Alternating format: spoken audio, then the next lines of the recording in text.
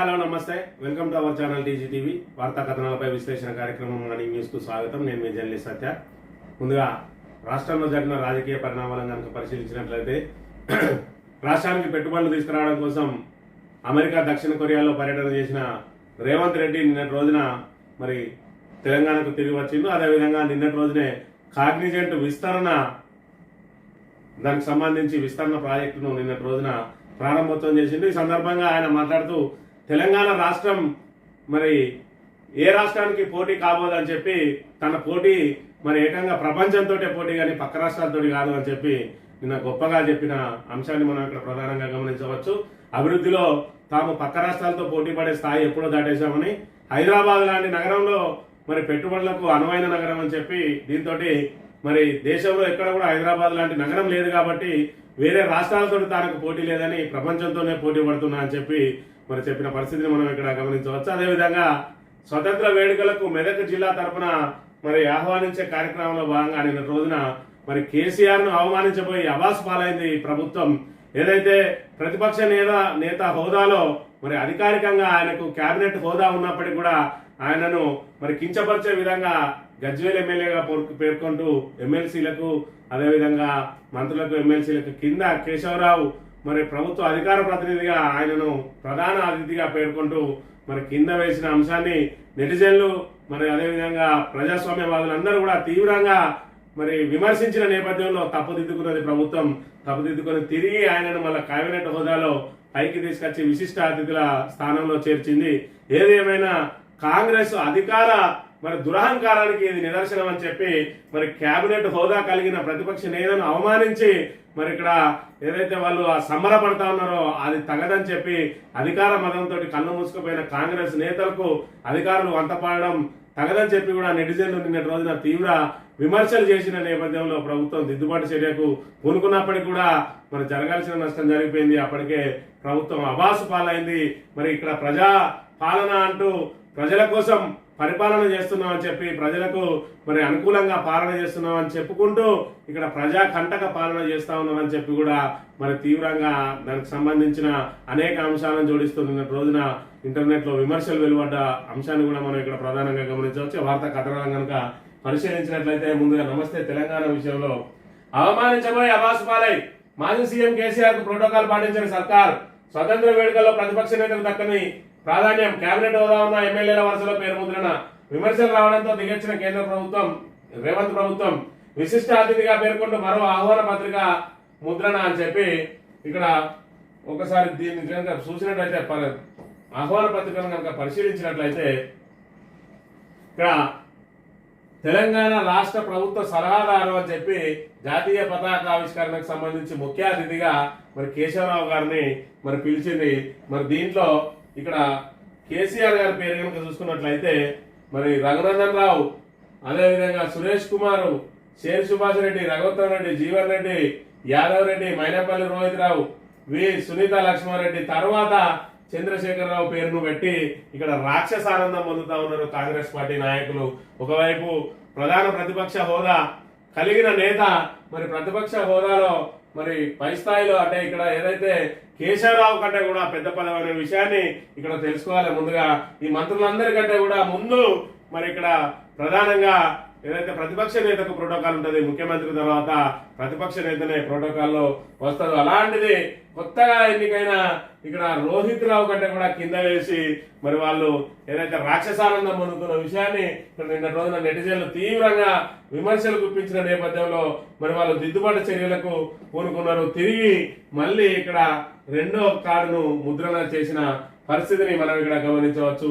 ఈ రకంగా మరి ప్రోటోకాల్ ఉల్లంఘనలు, అదేవిధంగా ఏదైతే 10 సంవత్సరాల తర్వాత అధికారం వచ్చిందో దాన్ని మరి ప్రజలకు ఆమోదయోగ్యమైన పాలన చేసి తిరిగి మళ్ళీ 10 కాలాల పాటు ప్రభుత్వాన్ని నిలబెట్టాల్సిన మరి ఇక్కడ కాంగ్రెస్ పార్టీ నాయకులు అందిందే తడవుగా అధినకాడికి దోచుకో మరి ఏదైతే ఎవరు ప్రతిపక్ష నాయకులు ఉన్నారో వాళ్ళని అనగదొక్కు, అవమానించు, అవహేళన చేయి, అపహాస్యం చేయి.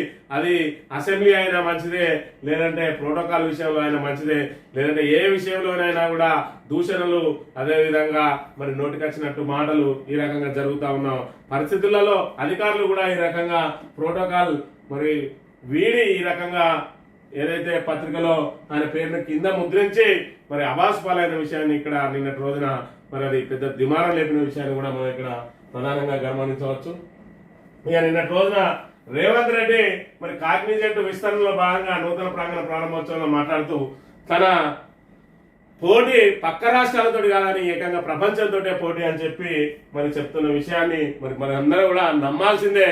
ఎందుకంటే నిన్నటికి నిన్న మరి అమెరికా పర్యటనకు వెళ్ళి మరి ఏదైతే ప్రపంచంలో మన సంస్థలు ఎక్కడ మరి అమెరికాకు పారిపోతాయో లేదంటే దక్షిణ కొరియాకు పారిపోతాయో అని చెప్పి హైదరాబాద్ లో రిజిస్టర్ అయిన కంపెనీలను, ముంబైలో రిజిస్టర్ అయిన కంపెనీలను అమెరికాకు వెళ్ళి తిరిగి మళ్ళీ మనకు హైదరాబాద్ పట్టుకొచ్చిండు. ఆయన అమెరికాలో పోయి అక్కడనే సెటిల్ కాజిక్క అని చెప్పి ప్రపంచంతో పోటీ పడి ఏదైతే స్వచ్ఛ బయో లాంటి సంస్థలు హైదరాబాద్ లో రిజిస్టర్ అయ్యి 15 రోజులు అయినా కూడా అవి ఎక్కడ అమెరికాకు తరలిపోతాయని చెప్పి అమెరికాకు వెళ్ళి వాటిని ఒడిసి పట్టుకొని వాళ్ళను గట్టిగా దొరకబట్టి వాళ్ళతో ఒప్పందాలు చేసుకొని తిరిగి మరి హైదరాబాద్ కు తీసుకొచ్చిన గనుడు రేవంత్ రెడ్డి. కాబట్టి మన పోటీ ప్రపంచంతో, ఎందుకంటే మనం పక్క రాష్ట్రాలతో పోటీ పడే స్థాయిలో లేవు, మనం ప్రపంచంతో పోటీ పడుతున్నాం. ఇక్కడ ఆయన మాట్లాడిన మాటలు కనుక గమనించినట్టయితే పొరుగు రాష్ట్రాలతో కాదు ప్రపంచంతోనే మా పోటీ, $15,000 ట్రిలియన్ ఆర్థిక వ్యవస్థగా తెలంగాణను మారుస్తా, ప్రపంచ అవసరాలను తీర్చే 4వ ఫ్యూచర్ సిటీగా హైదరాబాద్.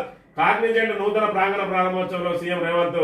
ఒకవైపు దేశ ఆర్థిక వ్యవస్థ $3 ట్రిలియన్ చేరుకునేందుకు అష్టకష్టాలు పడుతూ ఉంటే వచ్చే 10 ఏళ్లలో తెలంగాణను $1 ట్రిలియన్ సుమారు 84 లక్షల కోట్ల ఆర్థిక వ్యవస్థగా మారుస్తానని ముఖ్యమంత్రి రేవంత్ రెడ్డి చెప్పుకొచ్చారు. అదే తన విజన్ అని అన్నారు. 14 రోజుల విదేశీ పర్యటన నుంచి తిరిగి వచ్చిన సీఎం ఇకపై తమ పోటీ పొరుగు రాష్ట్రాలతో కాదని ప్రపంచంతోనేనని చెప్పి ప్రకటించిండు. మరి ఇక్కడ ఏదైతే భారతదేశమే $1 ట్రిలియన్ పోటీ పడడానికి మరి తకమికలు అవుతా ఉంటే తాను మాత్రం తెలంగాణనే $1 ట్రిలియన్ తెలంగాణగా మారుస్తా అని చెప్పి నిన్న శపథం చేసిండు. అందులో భాగంగానే మరి 14 రోజుల పాటు పోయి మరి చిన్న సిటుగా మరి అన్ని ఎదుర్కొని కంపెనీలను ఎదుర్కొని ఒక అంకెల గ్యారెంటీ పట్టుకొని 30,000 కోట్ల రూపాయలు తీసుకొచ్చిన అని చెప్పి ఒక పేపర్ పట్టుకొని వచ్చిండు. ఆ పేపరు మరి నాలుక తీసుకొని కూడా మరి పనిచేయదని చెప్పి ఒకవైపు ప్రతిపక్షాలు ఆరోపిస్తున్న అంశాన్ని కూడా మనం ఇక్కడ గమనించవచ్చు. కేవలం మరి ప్రచార ఆర్భాటం తప్ప రేవంత్ రెడ్డి చేసేది ఏం లేదు. ప్రపంచంతో పోటీ పడతాను. ఎందులో పోటీ పడుతున్నాడు అంటే మరి ఇప్పుడు మాట్లాడిన మాటను వెంటనే ఆయన మాటను ఆయనే మరి మడత పెట్టే విషయంలో ప్రపంచంతో పోటీ పడతా ఉన్నాడు. ఆయన ఎవరిని తిడతాడో, ఎవరిని పొగుడుతాడో, ఎప్పుడు తిడతాడో, ఎందుకు పొగుడుతాడో తెలియని మరి ఆ సిచ్యువేషన్ లో ఇతర ఏ నాయకుడు కూడా ఆయనకు సాటి రాకుండా ప్రపంచంతోనే పోటీ పడుతున్నాడు తప్ప అభివృద్ధిలో పోటీ పడాలంటే మరి 50,000 కోట్ల రూపాయలు ఇప్పటికే అప్పు తీసుకొచ్చిండు. ఆ అప్పును ఎక్కడ ఇన్వెస్ట్ చేసిండు, మరి ఏది సంపద సృష్టించిండు అనే దానికి ఇప్పటికి ఆధారాలు లేవు, అభివృద్ధి కార్యక్రమాలు లేవు, శిలాఫలకాలు వేసుడు తప్ప ఇప్పటికీ మరి ఇక్కడ అభివృద్ధి కార్యక్రమాలు నిర్మాణం జరిగింది లేదు. మరి ఈ లెక్కన మరి కేవలం గత ప్రభుత్వం మీద నిందలేసుకుంటూ అదే విధంగా మేము ఇది చేస్తాం అది చేస్తామని అరిచేతిలో వైకుంఠం చూపించుకుంటూ కాలం వెళ్లదీసుకుంటూ ఇప్పటికి 9 నెలల కాలాన్ని నెట్టుకుంటూ వచ్చిండు. అందులో భాగంగా 2 సార్లు మరి విదేశీ పర్యటనలకు పోయి మరి పెట్టుబడులు తీసుకొస్తా అన్నారు. మొదటిసారి 40,000 పెట్టుబడులు అన్నాడు. ఆ 40,000 ఉష్కాకి అయిపోయింది. ఇప్పుడు 30,000 కోట్లు అన్నాడు. మళ్ళీ ఈ 30,000 కోట్లు ఎక్కడియో మరి స్వచ్ఛ బయో లాంటి డొల్ల కంపెనీలతోటి చేసుకొని వచ్చి ఈరోజు దాన్ని గొప్పగా చెప్పి $1 ట్రిలియన్ తీసుకుపోతా అని చెప్తా ఉన్నాడు. మరి 10 లక్షలు కూడా మూలధనం లేని కంపెనీలతో ఒప్పందం చేసుకున్న రేవంత్ రెడ్డి $1 ట్రిలియన్ ఎప్పుడు చేస్తాడో, ప్రపంచంతో మరి ఏ రకంగా పోటీ పడతాడో. ఇప్పటికే తెలంగాణ పరువు ప్రపంచ వేదికల మీద ఆల్రెడీ పోతా ఉన్నది. మరి ప్రపంచంతో పోటీ పడతా ఉన్నాడు. ఎక్కడ పోటీ పడతా ఉన్నాడు అంటే అబద్ధాలు చెప్పడంలో పోటీ పడతా ఉన్నాడు, మరి ఏమార్చడంలో పోటీ పడతా ఉన్నాడు, నాలుక మడత పెట్టడంలో పోటీ పెడతా ఉన్నాడు తప్ప అభివృద్ధిలో పోటీ పడడానికి మరి ప్రపంచంతో కాదు కేసీఆర్ తోటి పోటీ పడితే మన తెలంగాణ బంగారు తెలంగాణగా అభివృద్ధి చెందే అవకాశం ఉన్నదనే విషయాన్ని ముందు రేవంత్ రెడ్డి గ్రహించాలని చెప్పి తెలంగాణ ప్రజలు కోరుతా ఉన్నారు. ఇక కళ్యాణ్ వేస్తున్న పెద్దలు ఎవరు?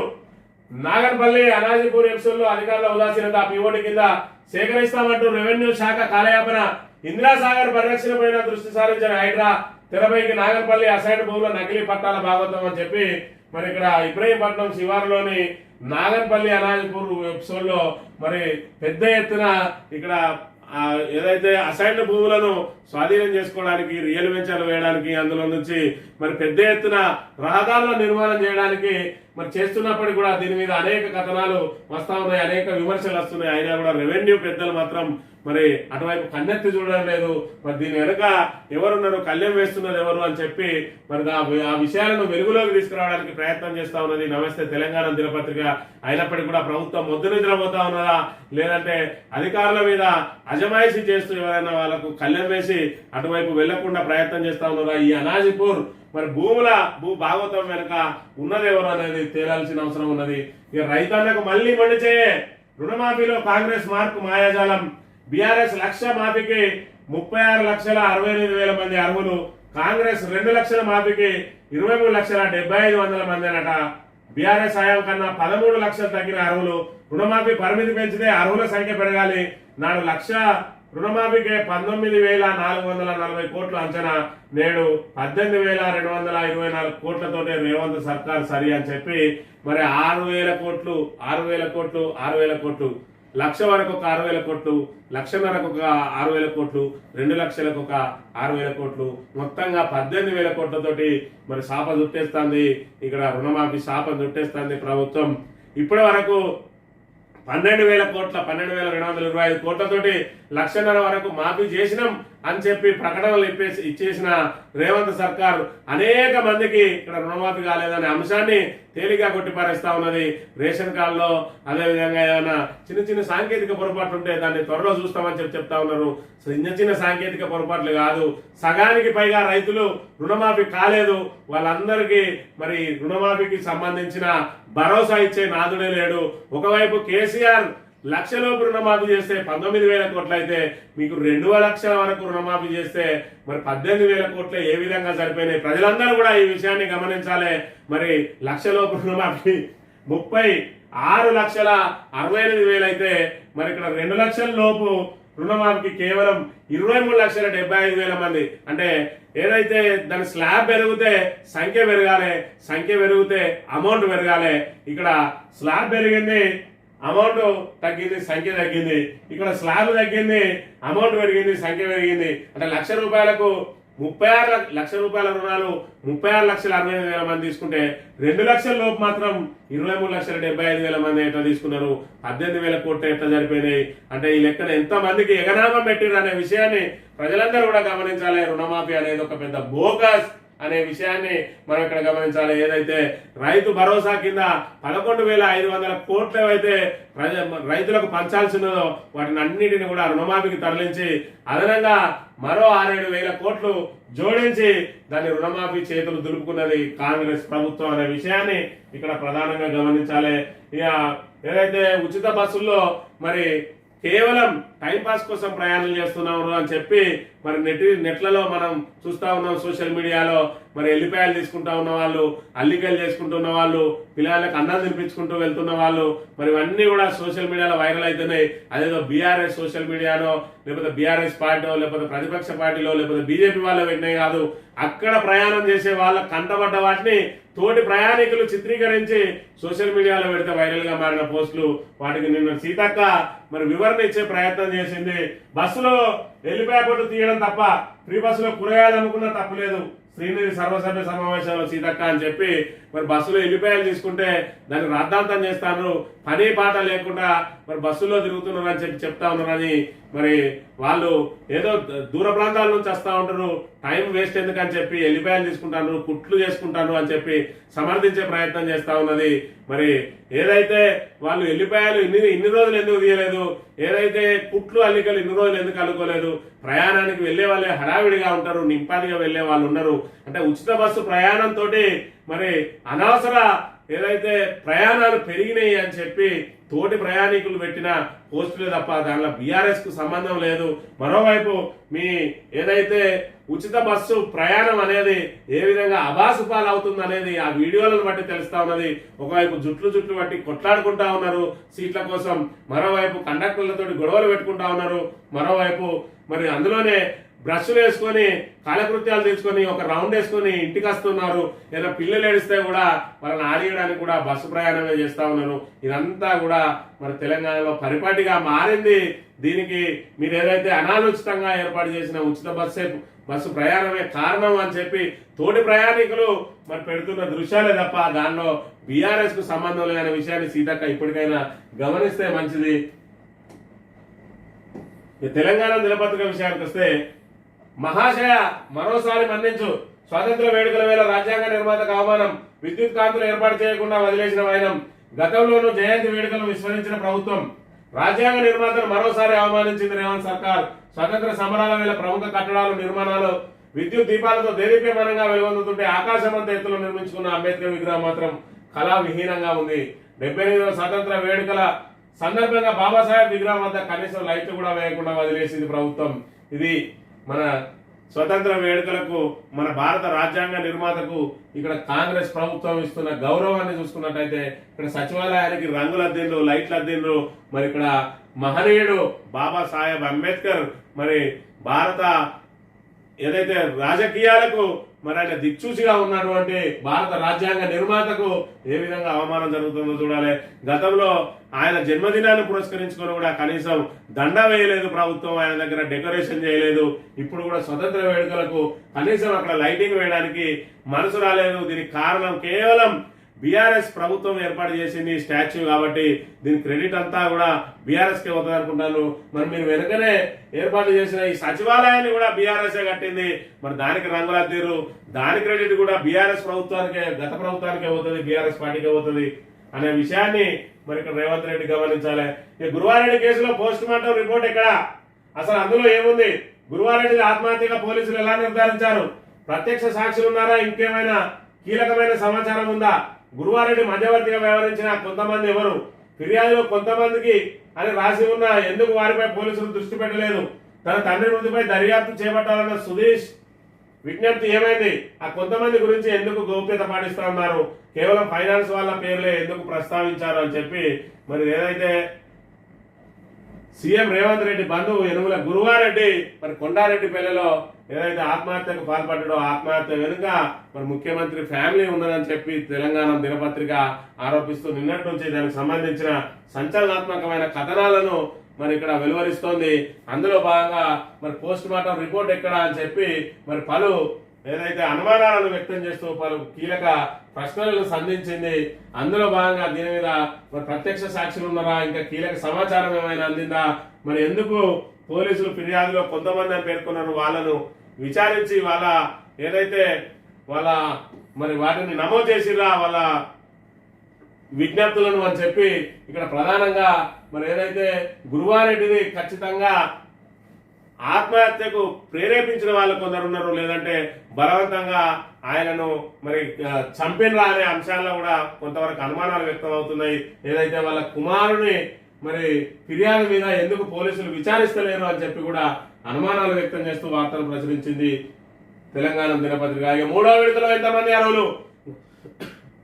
గత 2 విడతల్లో వేల మంది రైతులకు నిరాశ, అనర్హులుగా బ్యాంకుల చుట్టూ తిరుగుతున్న అన్నదాతలు. నేడు 3వ విడత విడుదల చేయనున్న సీఎం రేవంత్ ఈసారైనా రుణమాఫీ అవుతుందో లేదన్న సందిగ్ధంలో రైతులు. గత 2 విడతల్లో చేసింది 12,000 కోట్లే, ఇప్పుడు మళ్ళీ 6,000 కోట్లు, మొత్తం 18,000 కోట్లు. ఖచ్చితంగా మరి ఏదైతే కిసాన్ పిఎం కిసాన్ నిబంధనలు, అదేవిధంగా రేషన్ కార్డు లేకున్నా, ఆధార్ కార్డు లేకున్నా, అదేవిధంగా స్పెల్లింగ్ మిస్టేకులు ఉన్న మరి ఇతరత్ర కారణాలతోటి పూర్తి స్థాయిలో మరి ఇక్కడ ఖచ్చితంగా 30 లక్షల మందికి కూడా లబ్ధి జరిగే అవకాశం లేకుండా పోయింది. 70 లక్షల మంది రైతులు రుణమాఫీ లబ్ధిదారులుగా ఉంటే మరి అందులో కేవలం 30 లక్షల మందికి మాత్రమే అవకాశం లభించే ఉన్నది. అది కూడా కేసీఆర్ ప్రభుత్వం 19,000 కోట్లు చేస్తే వీళ్ళు 18,000 కోట్లకే చాప చుట్టేసిన అంశాన్ని కూడా మనం ఇక్కడ ప్రధానంగా గమనించవచ్చు. కాంగ్రెస్ పాలనలో కరువు, పల్లెలు పట్టణాల్లో పరిస్థితి అధ్వానం, సంక్షోభంలో కొట్టుమిట్టాడుతున్న పంచాయతీలు. 8 నెలలైనా బిల్లులు లేవు, సిబ్బందికి జీతాలు లేవు, అప్పుల ఊబిలో మాజీ సర్పంచులు, దోమల మంది కూడా పైసలు లేవు, ఆందోళన సిద్ధమవుతున్న కాంట్రాక్టర్లు. బీఆర్ఎస్ వర్కింగ్ ప్రెసిడెంట్ కేటీఆర్ అని చెప్పి కాంగ్రెస్ పాలనలో మరి పల్లెల్లో పాలన పడకేసింది, కంపు కొడతా ఉన్నాయి గ్రామాలన్నీ కూడా. ఎక్కడ చూసినా కూడా కనీసం పారిశుద్ధ్యం విషయంలో కూడా మరి పట్టింపు కరువైంది. మరి ఎందుకంటే గ్రామ పంచాయతీలకు డబ్బులు లేవు, అక్కడ కేంద్ర ప్రభుత్వం నుంచి నిధులు వస్తలేవు, ఇటు రాష్ట్ర ప్రభుత్వం నుంచి నిధులు వస్తలేవు అని చెప్పి మరి ఇక్కడ ఆవేదన వ్యక్తం చేసిండు. మరోవైపు అప్పుల ఊబిలో మాజీ సర్పంచులు ఉన్నారు, వాళ్ళ బిల్లులు కూడా తక్షణం విడుదల చేయాలని చెప్పి ఆయన డిమాండ్ చేసిన పరిస్థితిని కూడా మనం ఇక్కడ ప్రధానంగా గమనించవచ్చు. ఇక డిఎంకే బాటలో బీఆర్ఎస్, ఆ పార్టీ వ్యవస్థాగత నిర్మాణంపై దృష్టి పెట్టిన గులాబీ పార్టీ. 2 పార్టీలకు బలమైన ఉద్యమ నేపథ్యం, బలమైన నాయకత్వం, పార్టీల సొంతం. గత 2 ఎన్నికల ఫలితాల అనంతరం పార్టీ నిర్మాణంపై దృష్టి, గ్రామాల్లో డిఎంకే పనితీరుపై అధ్యయనం, ఎంజీఆర్ జయలలిత లాంటి చరిష్మా ఉన్న నేతలను ఢీకొట్టిన డిఎంకే, జాతీయ పార్టీలను నామమాత్రం చేసిన ప్రాంతీయ పార్టీ, దేశ రాజకీయాల్లో తనదైన ముద్ర వేసిన డిఎంకే అని చెప్పి డిఎంకే అయితే ఏ విధంగా అయితే పడిలేసిన కిరటంలా తిరిగి మళ్ళీ తమిళనాడులో అధికారం చేపట్టిందో అదే విధంగా బీఆర్ఎస్ పార్టీ కూడా డిఎంకేని అధ్యయనం చేసి క్షేత్రస్థాయిలో మరి పార్టీని బలోపేతం చేయడానికి, అదే విధంగా మరి ఏ రకంగా మరి దాని పార్టీని పునర్నిర్మాణం చేయాలి, మరి సంస్థాగత నిర్మాణానికి ఏమేమి చర్యలు చేపట్టాలని చెప్పి డిఎంకే తరహాలో మరి పార్టీని బలోపేతం చేయబోతా ఉన్నదని చెప్పి తెలంగాణ దినపత్రిక తన ఊహాగాన కథనాన్ని ప్రచురించింది. సాక్షి దినపత్రిక విషయానికి వస్తే, హైదరాబాద్ మా బలం, ఈ తరహా నగరం దేశంలో ఎక్కడా లేదు. సీఎం రేవంత్ రెడ్డి పెట్టుబడుల గమ్యస్థానంగా ఫ్యూచర్ సిటీ కాగ్నిజెంట్ కొత్త క్యాంపస్ ప్రారంభించిన సీఎం అని చెప్పి ఇక్కడ కాగ్నిజెంట్ కు సంబంధించి మరి ఉన్నదాన్నే దాన్ని కొత్తగా విస్తరిస్తున్నాం అని చెప్పి, మరి మేము వచ్చినాం కదా రెడ్ హెచ్ అన్నట్టు, మరి రెడ్ వచ్చింది కాబట్టి మళ్ళీ కొత్తగా ఏదో ఒకటి చేయాలి కాబట్టి కాగ్నిజెంట్ ను మరి ఇంకో బిల్డింగ్ కట్టుకుంటాం, మరి ఏదైతే జ్యోతి వెలిగించి పోరి అన్నట్టుగా ఉన్నది కథ చూసుకున్నట్టయితే ఆల్రెడీ ఉన్న కంపెనీ విస్తరించడానికి మరి వాళ్ళ అవసరాలను బట్టి 1000 మంది ఉద్యోగులు ఉన్న వాళ్ళు 10,000 అవుతారు, అవసరమైతే 1,00,000కు పెంచుకుంటా పోతారు. కొత్త కంపెనీలు తీసుకురావా అని చెప్పి మరి అక్కడికి అమెరికాకు పంపిస్తే రేవంత్ రెడ్డి గారు ఉన్న కంపెనీ మేము విస్తరిస్తున్నాం, ఇంకింత మందిని పెంచుతామని చెప్పి ఇంకో బిల్డింగ్ కు శంకుస్థాపన చేసిన అంశానికి సంబంధించి ప్రధాన వార్తలు ప్రచురించింది సాక్షి దినపత్రిక. ఆంధ్రజ్యోతి విషయానికి వస్తే, పక్క రాష్ట్రాలతో కాదు ప్రపంచంతోనే మా పోటీ, నిజంగానే నమ్మండి, పక్క రాష్ట్రాలతో కాదు ప్రపంచంతో పోటీ, మీరు నమ్మలేక అవేం మీరు సందేహాలు పెట్టుకోవద్దు, ఖచ్చితంగా ప్రపంచంతో పోటీ పడతాడు. కాబట్టే మరి మొన్న స్వచ్ఛ బయోగ్ లాంటి కంపెనీ అమెరికాకి ఎక్కడ తరలిపోతుందో అని చెప్పి అమెరికాకు పోయి మరి హైదరాబాద్ లో రిజిస్టర్డ్ అయిన కంపెనీ మళ్ళీ దాన్ని చుట్టు పట్టుకొని మళ్ళీ హైదరాబాద్ తీసుకొచ్చి పెట్టిండు. అది మరి ఏదైతే అమెరికాకు తరలిపోతున్న కంపెనీలను కూడా పట్టుకొచ్చిన గొప్ప చరిత్ర రేవంత్ రెడ్డి గారు అనే విషయాన్ని మరి ప్రజలందరూ కూడా గమనించాలి. ఎవరు పాలించినా తెలంగాణలో ప్రగతి ఆగలేదు. కాంగ్రెస్ హయాంలో ఐటీ రంగానికి పునాది బాబు వైఎస్ సైబరాబాద్ ను అభివృద్ధి చేశారు. బాబు జపం మాత్రం మాంతలేడు రేవంత్ రెడ్డి. ఇంకా ఆయన గురువు పట్ల ఆయనకున్న ఏదైతే భక్తిని మరి విడిచిపెట్టలేడు. మరి దీనికి మాత్రం రేవంత్ రెడ్డిని మెచ్చుకోక తప్పదు. ఏది ఏమైనా కూడా ఆయన వైరి పార్టీలో ఉన్నా కూడా అక్కడ ఎన్డీఏలో ఉన్న చంద్రబాబును మరి ఎన్డీఏ బద్ద వ్యతిరేకమైన కాంగ్రెస్ లో ఉండి కూడా పొగుడుతా ఉన్నాడు అని అంటే, అది కూడా మరి కాంగ్రెస్ కు కొత్తగా వచ్చి ఇలా పెద్ద పదవి తీసుకొని అయినప్పటికీ కూడా చంద్రబాబును పొగిడే ధైర్యం చేస్తా ఉన్నాడు అని అంటే, మరి రేవంత్ రెడ్డిని ఈ విషయంలో మాత్రం మెచ్చుకోక తప్పదు. మరి అట్లా ఒక గురువును ఆరాధిస్తే ఈ రకంగా ఆరాధించాలి. అవసరమైతే నా పదవి అయినా మంచిదే కానీ నా గురువును మాత్రం విడిచిపెట్టా అన్న రీతిలో రేవంత్ రెడ్డి ఏ విధంగా అయితే మరి గురుభక్తిని చాటుకుంటా ఉన్నాడో, నిజంగా ఇది ప్రతి ఒక్కరు కూడా ఆచరించాలి. ఎవరు అవునన్నా కాదన్నా కూడా మరి తనకు రాజకీయ భిక్ష పెట్టిన గురువును మరి ఖచ్చితంగా ఆరాధించాలి. ఈ రకంగా ఆరాధిస్తున్న రేవంత్ రెడ్డి నిజంగా అభినందనీయుడు అనే విషయాన్ని మరి మనందరం కూడా గుర్తుపెట్టుకోవాలి. సుప్రీంలో రాష్ట్ర సర్కార్ ఊరట, ఎమ్మెల్సీల నియామకంలో హైకోర్టు ఆదేశాలపై స్టే, కొత్త ఎమ్మెల్సీల నియామకంపై స్టేక్ను అలా చేస్తే గవర్నర్ రాష్ట్ర ప్రభుత్వ హక్కులను హరించినట్లేదన్న ధర్మాసనం. గవర్నర్ కార్యదర్శి సర్కార్కు నోటీసులు అని చెప్పి మరి ఇక్కడ ఏదైతే ఎమ్మెల్సీల నియామకానికి సంబంధించి గవర్నర్ కోటాలో మరి దాసో శ్రవణ్ అదేవిధంగా ఇంకో వ్యక్తి మీద మరి వాళ్ళని ఏదైతే తిప్పి పంపినరో మళ్ళీ కోదండరామును నియామకం చేయడానికి చేసిన దాని మీద హైకోర్టు మరి ఆపింది. దాని మీద హైకోర్టు తీర్పు మీద ఇక్కడ సుప్రీంకోర్టు స్టే ఇచ్చింది. మరి స్టే ఇస్తే మళ్ళీ వాళ్ళు నియామకం చేపట్టే అవకాశం ఉన్నాయంటే, నియామకం చేపట్టుకోండి కానీ తుది తీర్పుకు వెలువడే మరి తుది తీర్పుకు అనుగుణంగానే వాళ్ళ నియామకం కూడా ఆధారపడి ఉంటది అని చెప్పి కూడా చెప్పిన పరిస్థితి. ఇక్కడ సర్కారుకు ఊరట అనే అంశమేమి లేదు. ఇక్కడ కేవలం హైకోర్టు దాని మీద స్టే విధించింది. మళ్ళీ ఏదైతే కొత్త నియామకం ఏదైతే ఉన్నదో దానికి సంబంధించి పూర్తి స్థాయిలో మేము వాదనలు వింటాం, వాళ్ళకు కూడా కౌంటర్ వేసే అవకాశం ఇచ్చి వాళ్ళ వాదనలు విని తుది తీర్పు ఏ విధంగా ఉంటే దాని ప్రకారమే నడుచుకోవాలి. ఇప్పటికిప్పుడు వాళ్ళు ఎమ్మెల్సీ నియామకం చేసినా కూడా తుది తీర్పులో ఆ నియామకం చెల్లదు అని అంటే ఖచ్చితంగా వారిని తొలగించాల్సిందే అని చెప్పిన నేపథ్యంలో గవర్నరు మరి ఇక్కడ సుప్రీంకోర్టులో పెండింగ్ ఉండగా ఆ నిర్ణయం తీసుకునే అవకాశం ఉండదు. కాబట్టి తాబేదారు పత్రిక ఎంత సర్కార్కు అనుకూలంగా వార్త రాసినా కూడా ఇప్పటికిప్పుడు మరి ఎమ్మెల్సీగా కోదండరామును ఎంపిక చేసే అవకాశం లేదనే విషయాన్ని ఈ తాబేదారు రాధాకృష్ణ గ్రహిస్తే మంచిది. ఇక కన్న తండ్రి కాలేయంలో పెద్ద అయితే పెళ్లి చేయాలని 9 ఏళ్ల కూతురిని చంపిన తండ్రి కూల్ డ్రింక్ లో పురుగుల మందు కలిపి హత్య ఆలస్యంగా వెలుగులోకి. రెప్పలే కాపాడాల్సిన కన్న తండ్రి ఆ పాప పాలిట కాలేయమయ్యాడు. ఎదుగుతున్న కుమార్తెకు పెళ్లి చేయగలనో లేదో అని అతిగా ఆలోచించి ఆమె ప్రాణాలు తీశాడు. మెదక్ జిల్లా వెల్దుర్తి పంచాయతీ పరిధిలోని షేరీల గ్రామంలో జరిగిన ఈ ఘటన ఆలస్యంగా వెలుగులోకి వచ్చింది. షేరీల గ్రామానికి చెందిన ఇక్కిరి సౌందర్య శ్రీశైలం దంపతులకు ఒక కుమారుడు కుమార్తె నిఖిత ఉన్నారు. వారి కుటుంబం చాలా కాలంగా ఆర్థికంగా ఇబ్బందులు పడుతుంది. ఈ క్రమంలో ఎప్పుడో చేయాల్సిన కూతురు పెళ్లి గురించి శ్రీశైలం అతిగా ఆలోచించడం ప్రారంభించాడు. ఆమెను చంపేయడమే సమస్యను పరిష్కారంగా భావించి మే 31 కూల్ డ్రింక్ లో పురుగుల మందు కలిపి తీసుకొచ్చే పాపతో తాగించాడు. తీవ్ర అస్వస్థతకు గురైన బాలిక కుటుంబ సభ్యులు హైదరాబాద్ నీలఫర్ ఆసుపత్రిలో చేర్పించారు. 4 రోజుల పాటు మృత్యుతో పోరాడి ఆ పాప జూన్ 3న చనిపోయింది. నిఖిత తల్లి ఇచ్చిన ఫిర్యాదు మేరకు పోలీసులు కేసు నమోదు చేసి దర్యాప్తు చేశారు. బుధవారం శ్రీశైలాన్ని అరెస్ట్ చేసి కోర్టులో హాజరుపరచగా కోర్టు అతనికి రిమాండ్ విధించిందని చెప్పి మరి కన్న తండ్రి కాలేయముడాయిండు. ఏదైతే కేవలం మరి ఆడపిల్లకు పెళ్లి చేయలేనేమోనని ఇప్పుడే చంపేస్తే మరి పెళ్లి చేయాల్సిన అవసరం ఉండదు, మరి తనకు ఆర్థిక భారం తగ్గుతుందని చెప్పి మరి కుంచిత స్వభావంతో ఏదైతే చిన్నగా ఆలోచించి మరి ఇక్కడ ఆ పిల్లని ఎవరికైనా దత్తత ఇచ్చినా కూడా బంగారం వలె సాదుకున్నారు.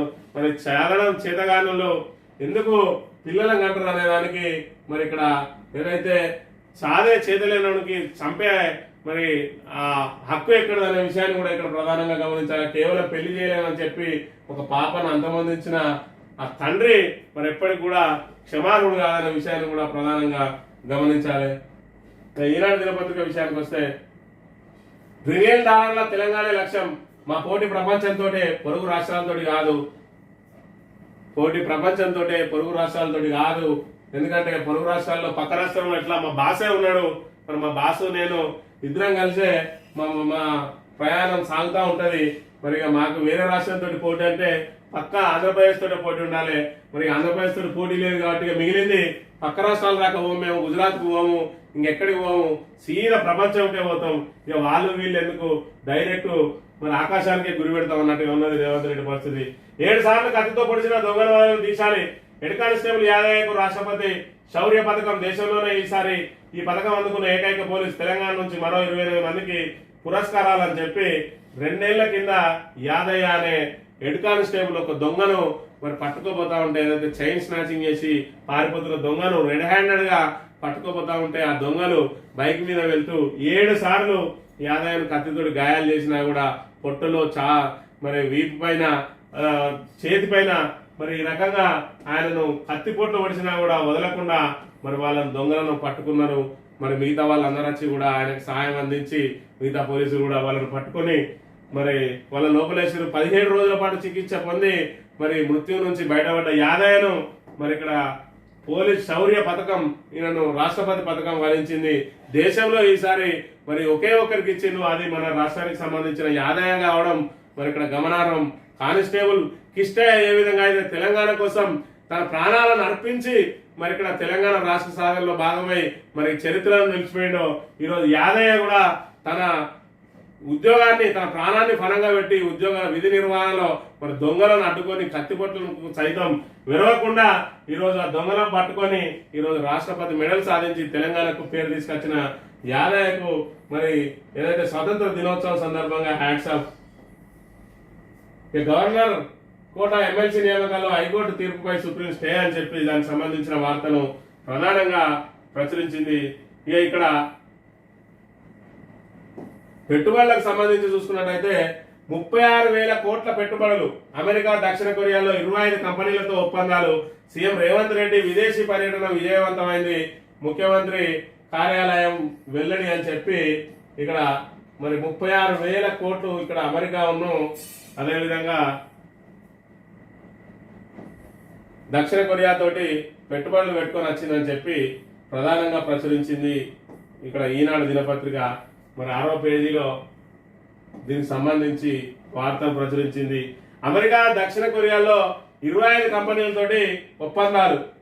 ముఖ్యమంత్రి రేవంత్ రెడ్డి బృందం విదేశీ పర్యటన విజయవంతమైంది. పెట్టుబడుల లక్ష్యాలలో సరికొత్త రికార్డు నమోదైంది. గతంలో ఎన్నలేని విధంగా తెలంగాణకు భారీ పెట్టుబడులు వెలువెత్తాయి. ఏకంగా 31,502 కోట్ల పెట్టుబడులపై అమెరికాలో 4,500 కోట్ల పెట్టుబడులపై దక్షిణ కొరియాలో మొత్తం 25 కంపెనీలతోటి ఒప్పందాలు చేసుకున్నది. మరి 36,000 కోట్లు పెట్టుబడులు రానున్నాయి. తొలి 8 నెలల్లో 76,000 కోట్ల పెట్టుబడులు. మొన్ననే 40,000 కోట్లు తీసుకొచ్చింది, ఇప్పుడు 36,000 కోట్లు. గతంలో ఎన్నో లేని విధంగా పెట్టుబడులు తీసుకొచ్చిందని చెప్పి మరి ఇక్కడ చెప్తా ఉన్నారు. మళ్ళా గతంలో 40,000 కోట్లు తెచ్చిండు అంటే తాళ్ళు తెచ్చిన రికార్డ్ ఆల్రెడీ 40,000 కోట్లు ఉన్నాయి. మరి గతంలో ఎన్నో లేని విధంగా ఎట్లా తెచ్చిందో చెప్పాలి. 8 నెలల్లో 76,000 కోట్లు వచ్చినాయట. ఈ 76,000 కోట్లకు సంబంధించి మరి గత 8 నెలల్లో ఏదైతే ముందు తెచ్చిన 40,000 కోట్లకు సంబంధించి ఇప్పటి వరకు మరి దాన్ని ఊసే లేదు.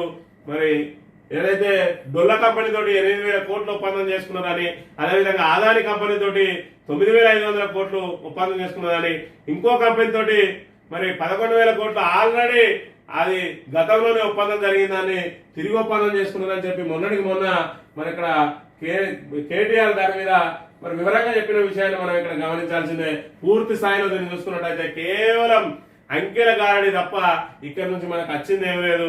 ఏదైతే స్వచ్ఛ బయో లాంటి సంస్థలు మరి ఇక్కడ అదేవిధంగా ఏదైతే ముంబైలో రిజిస్టర్డ్ అయిన కంపెనీలు మరి అక్కడ అమెరికాలో ఒప్పందం చేసుకొని మరి వాటికి వార్షిక నివేదికలు లేవు.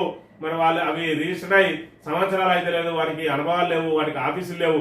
అలాంటి సంస్థలతో ఒప్పందాలు చేసుకొని కేవలం అంకెల గారడితోటి మేము 1,000 కోట్ల ఒప్పందాలు చేసుకున్నామని చెప్తున్న రేవంత్ రెడ్డి ప్రభుత్వం కేవలం గత ప్రభుత్వం తీసుకొచ్చిన ఏదైతే మరి ఇక్కడ ఐటీ పెట్టుబడులు ఉన్నాయో దానికి ధీటుగా మేము పనిచేస్తున్నాం అని చెప్పుకోవడానికి ప్రయత్నం చేస్తా ఉన్నాం తప్ప మరి ఇక్కడ చెప్పుకోవడానికి ప్రయత్నం చేయడం కాదు. ఖచ్చితంగా వాటిని కొనసాగించాలి. మరి నువ్వు కొత్తగా పెట్టుబడులు లేకపోయినా పర్లేదు, ఉన్న కంపెనీలు పోకుండా కాపాడినా కూడా ఈరోజు తెలంగాణ నెంబర్ 1 గానే ఉన్నది. మౌలిక సదుపాయాల మీద, అభివృద్ధి మీద, మరి ఇక్కడ హైదరాబాద్ అభివృద్ధి మీద, అదేవిధంగా ఎట్ ద సేమ్ టైం చుట్టుపక్కల ఉన్న పల్లెల అభివృద్ధి మీద దృష్టి సారించి మరి గ్రామ పంచాయతీలకు మరి పాలక వర్గాలు ఏర్పాటు చేసి సకాలంలో నిధులు విడుదల చేసి మరి ఏదైతే పాత బకాయిలు ఉన్నాయో అవన్నింటినీ కూడా విడుదల చేసి ప్రజలకు ప్రజారంజక పాలన అందించే ప్రయత్నం చేయాలి. కానీ ఇక్కడ ఏదైతే ప్రతిపక్షాలను అణచివేయడానికి మరి పోలీసులను ఇప్పటి వరకు ఫ్రెండ్లీ పోలీసులుగా ఉన్న వాళ్ళను మరి అధికార దుర్వినియోగానికి వినియోగించుకుంటూ ప్రతిపక్షాలను అణచివేయడానికి ప్రయత్నం చేస్తూ శాంతి భద్రతలను దిగజార్చి మరి ఇక్కడ తెలంగాణ ఏదైతే 10 ఏళ్లలో మరి సాధించి పెట్టుకున్నదో ఆ ఇమేజ్ డ్యామేజ్ అయ్యే విధంగా హైదరాబాద్ నగరంలో ఈ నగరానికి ఏమైంది అని చెప్పి హెడ్డింగ్లు పెట్టి వార్తలు మరి ప్రచురిస్తున్న ఆ వార్తా కథనాలు మరోసారి పునరావృతం కాకుండా హైదరాబాద్ ను సేఫ్ సిటీగా చేయాల్సిన బాధ్యత రేవంత్ రెడ్డి మీద ఉన్నది. ఎవరు అధికారంలో ఉన్నా కూడా తెలంగాణ అస్తిత్వాన్ని కాపాడుకోవాల్సిన అవసరం ఉన్నాయి. కాబట్టి ఇప్పటికైనా రేవంత్ రెడ్డి మరి ఇక్కడ కక్ష సాధింపు రాజకీయాలు మానుకొని మరి ఏదైతే అభివృద్ధిలో పాల్పంచుకోవాలని, అభివృద్ధిని కొనసాగించాలని కోరుకుంటూ ఇది ఈ రోజు మార్నింగ్ న్యూస్. తిరిగి రేపు కలుద్దాం. Thank you very much.